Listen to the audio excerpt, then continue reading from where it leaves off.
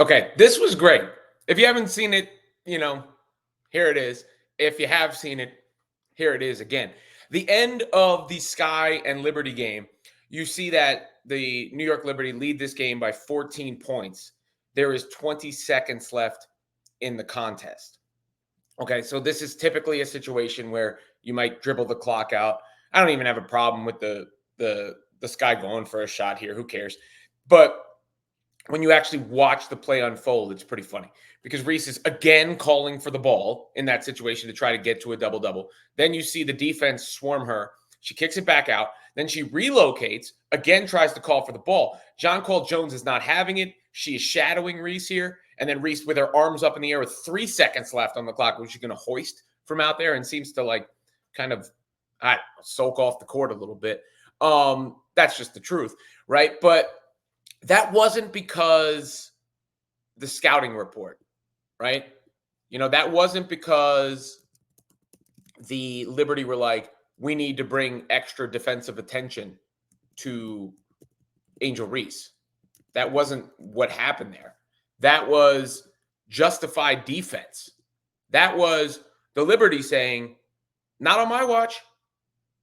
Not on my watch. Typically, like the level of defense that Jones was playing there, shadowing Reese, that's not what you would see in that situation. But you also wouldn't see someone calling for the rock at the end of a game like that, the way Angel did and just did the other day against the Dream too. I hope this is a good thing for Reese and the Sky because I do believe it had started to be used as a crutch in the Rookie of the Year debate. Well, she's got this many double-doubles because there wasn't really another argument for Angel. And the focus of the game became whether she got a double-double, not whether the Sky won or lost, or not whether she played well or didn't play well in that game. Because Angel had some legitimately awesome games during that streak. The one against the Fever, specifically. The one against the Storm. Really impactful, awesome games. And then she had other ones where she struggled, and they weren't made better because she got to a double-double, right? That wasn't the way it worked.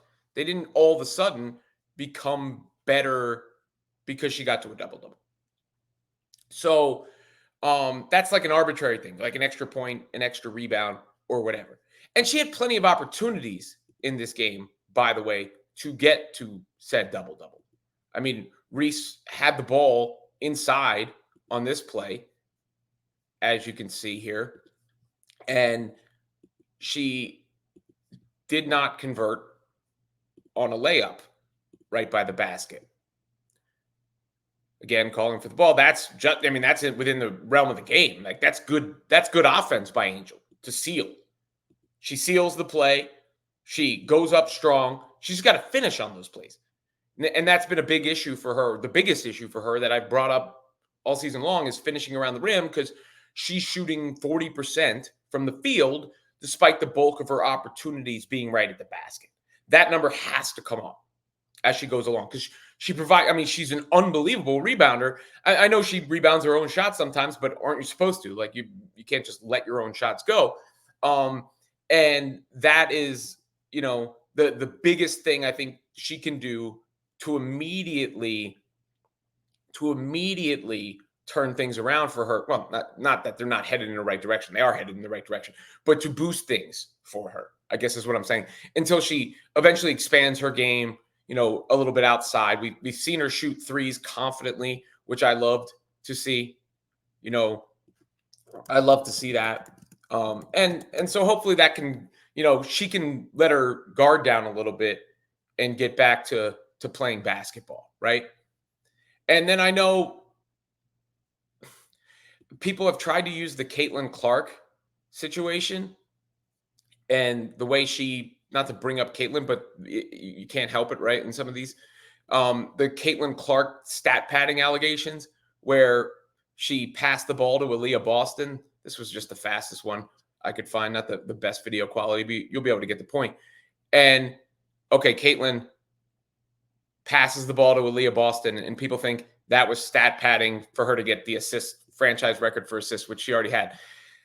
There was completely different situation, people. Like, we have to be intellectually honest with one another. There was more time in the game clock, on the game clock, than on the shot clock when Clark passed the ball to Aaliyah Boston there. So essentially, it would have been a turnover. I mean, she could have chosen to dribble out the clock and just taken a shot clock violation. That has happened before, but it's not the same as when the shot clock and game clock are not relevant to one another and the game is over, right? Like, I don't know if I can ever recall anybody demanding the ball the way Angel has in multiple games now.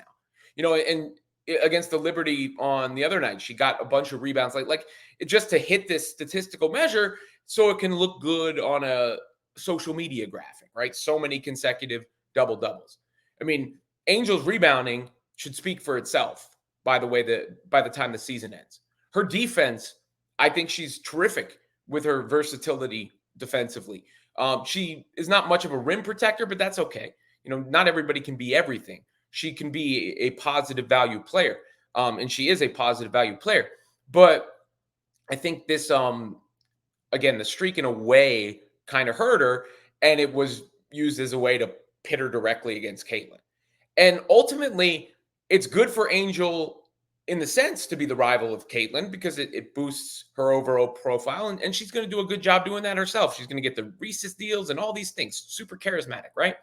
But I don't think it helps her in some ways also to be directly compared, only because when you're looking at these two players, they're a different tier of player in my mind. And that's no slight.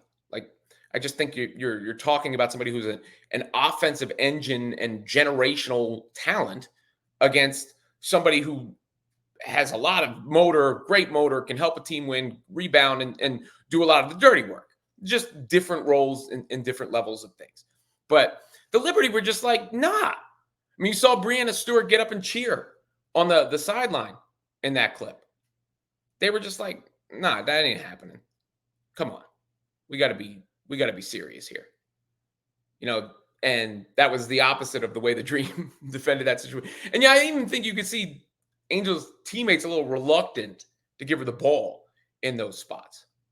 But I think that streak ending is going to be a good thing for the Chicago Sky. Still have Camila Cardoso, who's been very impressive. Kennedy Carter had a really rough game against the Liberty, but she's been electric as a scorer for that team. You take those two, you add in Angel, that's a pretty good core foundation along with Mabry, who can score, right? Like, so that's what the Sky should be focused on going forward, maximizing that core, not an extra point here or an extra rebound there.